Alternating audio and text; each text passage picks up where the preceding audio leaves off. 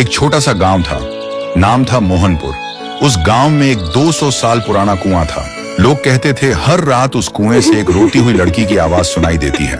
लेकिन एक बात सब लोगों को हैरान कर देती है, मोहनपुर गांव का जो भी लड़का उस कुएं के पास पानी पीने जाता है वह 2 दिन के अंदर मर जाता है और मरा हुआ शरीर गायब हो जाता है।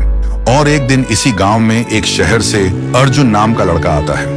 अर्जुन वह छुट्टियों में अपने दादाजी से मिलने आए थे। एक दिन अर्जुन गांव के लोगों से सुना है कि वह कुआं बहुत डरावना है और कोई उसके पास नहीं जाता।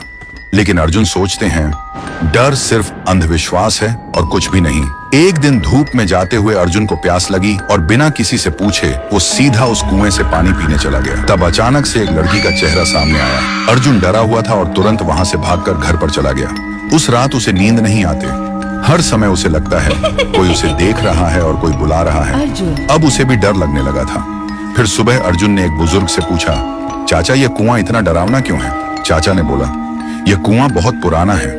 यहाँ से आधी रात में एक लड़की की रोते हुए आवाज निकलती है और वह लड़की हमेशा लड़कों को ही अपना शिकार बनाता है। आज तक इसका राज कोई समझ नहीं पाया। इस बात को सुनकर अर्जुन वहां से निकल पड़े और घर में आकर एक पाखंडी बाबा को कॉल करके बुलाता है ताकि इसका राज क्या है वह जान पाए।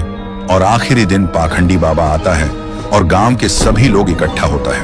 पाखंडी बाबा उस कुएं को देखकर कांपते हुए कहता है कि यह तो बहुत ही भयानक है। कुएं के अंदर जो भी है उसको पकड़ना मेरे बस के बाहर है। ऐसे बोलकर पाखंडी बाबा उस गांव से निकल पड़े।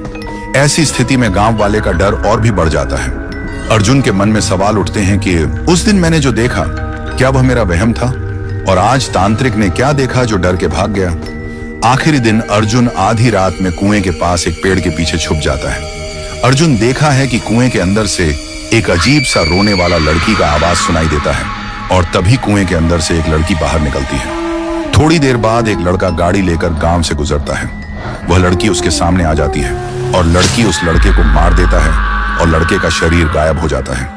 अर्जुन यह सब देखकर हैरान रह जाता है।